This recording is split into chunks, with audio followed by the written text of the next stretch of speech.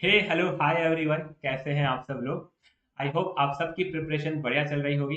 मैं हूं CA Rohit Sipat, all India ranker at all levels of CA exam. आज का हमारा ये सेशन बहुत इंपॉर्टेंट रहने वाला है क्योंकि हम कवर करने वाले हैं आपके 20 मार्क्स एएफएम के एग्जाम के। तो ये 20 मार्क्स कहाँ से आएंगे? तो ये 20 मार्क्स आपके आने वाले हैं एएफएम की थियोरी से। तो इस सेशन में हम कवर करेंगे आपकी क्या स्ट्रैटेजी रहनी चाहिए एएफएम की थियरी के लिए, कहाँ से आपको एएफएम की थियरी प्रिपेयर करनी है, और क्या ट्रेंड रहा है एएफएम की थियरी का एग्जाम के अंदर। कौन से चैप्टर है जहाँ से हर बार एग्जाम में क्वेश्चन पूछा जाता है, कौन से चैप्टर है जहाँ से एक भी क्वेश्चन नहीं पूछा गया है या बहुत कम क्वेश्चन पूछे जाते हैं एग्जाम के अंदर। तो यही सब बातें हम आज डिस्कस करेंगे और एक अच्छी स्ट्रैटेजी प्रिपेयर करेंगे आपके एएफएम की थियरी के लिए। तो सबसे पहले बात करते हैं कि क्या पेपर पैटर्न रहेगा थियरी का। तो जैसा आपको पता होगा, जो एएफएम का नया पेपर पैटर्न है कि 70% आपका रहेगा डिस्क्रिप्टिव, 30% आपका रहेगा एमसीक्यू। तो जो डिस्क्रिप्टिव पार्ट है आपका 70 मार्क्स का, उसमें आपको मिलेंगे 4 क्वेश्चन थियरी के और 4 मार्क्स ईच। तो टोटल 16 मार्क्स के थियरी के क्वेश्चन मिलेंगे डिस्क्रिप्टिव पार्ट में। और जो 30 मार्क्स का एमसीक्यू है, उसके अंदर आपको कम से कम 4 मार्क्स से लेकर 6 मार्क्स का एमसीक्यू मिलेगा थियरी के बेसिस पे। तो टोटल 20 मार्क्स से लेके 22 मार्क्स तक का आपका वेटेज रहेगा थियरी का आपके एएफएम के एग्जाम के अंदर। तो आपको इस थियरी को प्रिपेयर कहाँ से करना है? इसको आपको प्रिपेयर करना है हमारे एएफएम के थियरी के नोट्स से। ये नोट्स आपको कहाँ मिलेंगे? तो ये नोट्स आप एक्सेस कर सकते हैं हमारे टेलीग्राम चैनल से, या डिस्क्रिप्शन बॉक्स और कमेंट बॉक्स में आपको एक गूगल फॉर्म का लिंक मिल जाएगा, जहाँ पे आप अपना ईमेल एड्रेस शेयर कर दीजिए, ताकि जो भी एएफएम के रिलेवेंट नोट्स है हम आपको आपकी ईमेल एड्रेस तक पहुंचा देंगे। तो ये थ्योरी कंपाइलर इंपॉर्टेंट क्यों है? क्योंकि इसके अंदर हमने कवर किए हैं इंस्टीट्यूट के सारे थ्योरी के क्वेश्चन, जो उन्होंने पास्ट पेपर्स में, आरटीपीस में और एमटीपीस में कवर किए हैं। और आपको जान के बहुत खुशी होगी कि इंस्टीट्यूट के पास बहुत सिलेक्टेड क्वेश्चन है एएफएम की थ्योरी के लिए, जो इंस्टीट्यूट हर बार एग्जाम्स में, आरटीपीस में और एमटीपीस में रिपीट करता है। तो बहुत सिलेक्टिव क्वेश्चन रहे हैं इंस्टीट्यूट के पास, हमेशा नए क्वेश्चन बहुत कम आते हैं एएफएम की थ्योरी के अंदर। तो जो भी सिलेक्टिव क्वेश्चन रहे हैं इंस्टीट्यूट के, वो सारे के सारे हमने इस कंपाइलर में कवर कर लिए हैं। तो अगर आपके एग्जाम में भी कोई क्वेश्चन आता है थ्योरी का, तो बहुत हाई चांसेस है कि वो इसी कंपाइलर में से आएगा। और आप अगर इस कंपाइलर को अच्छे से प्रिपेयर करते हैं, तो आप इजीली उसमें 80% मार्क्स सिक्योर कर सकते हैं 20 मार्क्स की थ्योरी में। तो कम से कम 16 मार्क्स से लेकर 18 मार्क्स तक आप इजीली सिक्योर कर सकते हैं, अगर आपने इस कंपाइलर को अच्छे से कवर कर लिया। ये कंपाइलर केवल और केवल 40 पेजेस का है। तो ये 40 पेजेस अगर आपने अच्छे से पढ़ लिए, इनके कीवर्ड्स अच्छे से याद कर लिए, तो एग्जाम में आप एएफएम में अच्छे मार्क्स सिक्योर कर पाएंगे। तो चलते हैं कि क्या क्या चीजें कवर है इस कंपाइलर के अंदर। सबसे पहले सारे के सारे थ्योरी क्वेश्चंस कवर है। नेक्स्ट चीज, सारे क्वेश्चंस में कीवर्ड्स हाईलाइटेड है। तो कभी भी आपको थ्योरी क्वेश्चंस में वर्ड टू वर्ड आंसर नहीं लिखना होता है, आपको केवल कीवर्ड्स अच्छे से लिखने होते हैं, और बाकी की चीजें आप अपने मन से लिख सकते हैं। आप हमारी सर्टिफाइड कॉपी एनालिसिस का वीडियो देख सकते हैं, जिसका लिंक मैं डिस्क्रिप्शन में दे दूंगा, जहां पर हमने देखा है कि किस तरह से मैंने अपने एग्जाम के अंदर थियरी क्वेश्चन में केवल कीवर्ड कीवर्ड सही लिखे हैं, और अंदर का मटेरियल मैंने अपने मन से लिखा है, फिर भी मुझे पूरे मार्क्स मिले हैं थियरी क्वेश्चन के अंदर। तो थियरी बहुत ज्यादा इंपॉर्टेंट होती है आपके एग्जाम के अंदर, क्योंकि पहली चीज, थियरी में आपको बहुत कम टाइम लगता है अटेम्प्ट करने के अंदर, और थियरी के अंदर आपको बहुत अच्छे मार्क्स मिल जाते हैं।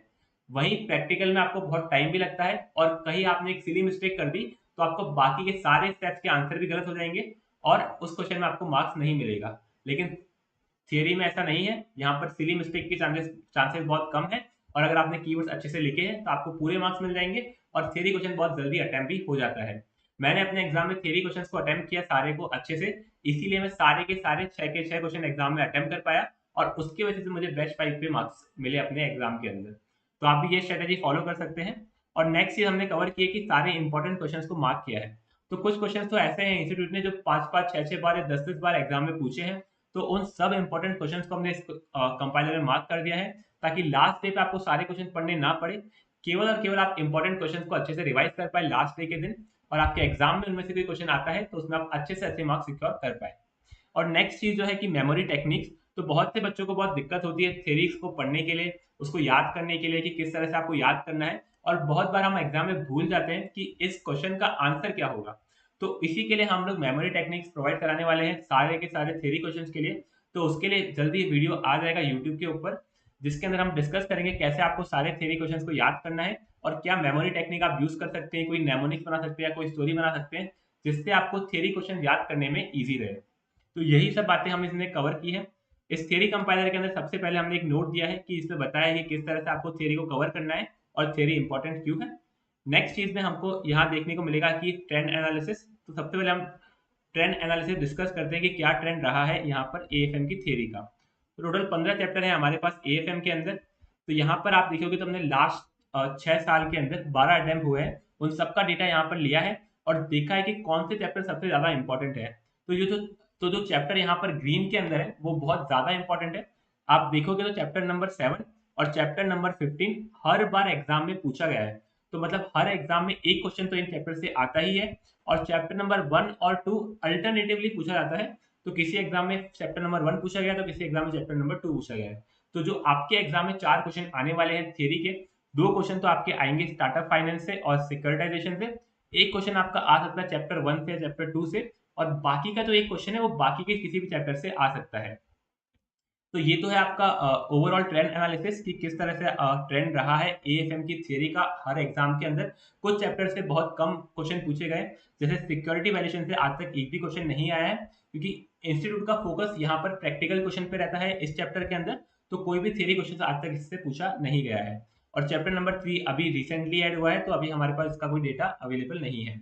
इसी तरह से जैसे आप देख सकते हो चैप्टर नंबर 10 फॉरेक्स, वहां से आज तक केवल एक क्वेश्चन पूछा गया है। तो यही सब बातें आपको ध्यान में रखनी है कि कौन सा चैप्टर का ज्यादा वेटेज है, ताकि आप जब भी रिवाइज करें सबसे पहले आप कैटेगरी ए चैप्टर से रिवाइज करें, उसके बाद आप कैटेगरी बी और कैटेगरी सी चैप्टर पर जाएं।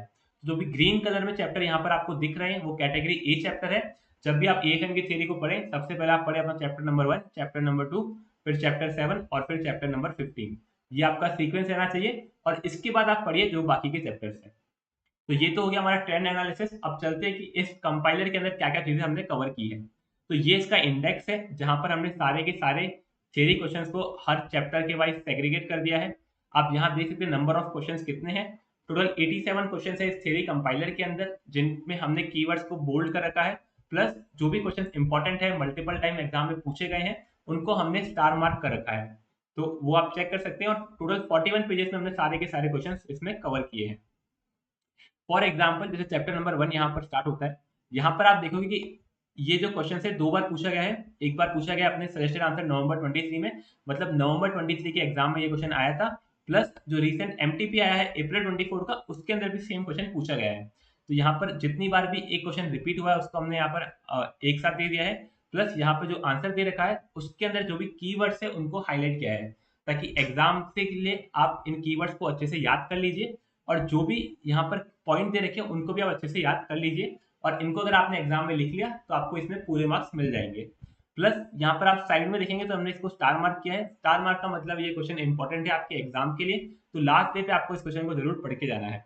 इसी तरह से आप देखेंगे बाकी क्वेश्चन को भी हमने दे रखा है, कि जैसे ये क्वेश्चन 4 बार पूछा गया है, एक बार सजेस्टेड आंसर मई 23 में, फिर आरटीपी में, एमटीपी में 2 बार आया है। तो इसी तरह से जो भी इंपॉर्टेंट क्वेश्चन है वहां पर हमने दे रखा है कि कितनी बार एग्जाम में आए हैं, और हमने उनको स्टार मार्क कर रखा है ताकि आपको पता रहे कि ये क्वेश्चन इंपॉर्टेंट है कि नहीं है। तो वैसे आप देख सकते हैं सारे क्वेश्चन, अगर कोई क्वेश्चन इंपॉर्टेंट नहीं है, जैसे ये क्वेश्चन एग्जाम में एक ही बार आया है मई 18 के अंदर, तो यहाँ पर आपको स्टार मार्क नहीं मिलेगा। और इसी तरह से आप प्रिपेयर कर सकते हैं अपने एएफएम की थ्योरी को।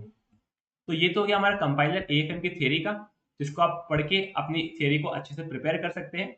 और साथ ही साथ हमारा यूट्यूब वीडियो भी आ जाएगा कि किस तरह से आपको थ्योरी को याद करना है, क्या ट्रिक्स आप यूज कर सकते हैं, जिसको आप एग्जाम के दिन जरूर देखिए, ताकि एग्जाम के दिन जब भी आप एग्जाम देने जाएं उस समय आप थ्योरी में कोई मिस्टेक ना करें, उसको आपको सारे के सारे थ्योरी के कीवर्ड्स याद रहें। तो उसके लिए आप हमारा वीडियो जरूर देखिए। और अगर आपको थ्योरी में और कोई डाउट्स है या एएफएम रिलेटेड कोई डाउट है तो आप डिस्क्रिप्शन बॉक्स कमेंट सेक्शन में पूछ सकते हैं, हम उसके जल्द से जल्द वीडियो लेके आ जाएंगे या उस डाउट का रिप्लाई भी दे देंगे।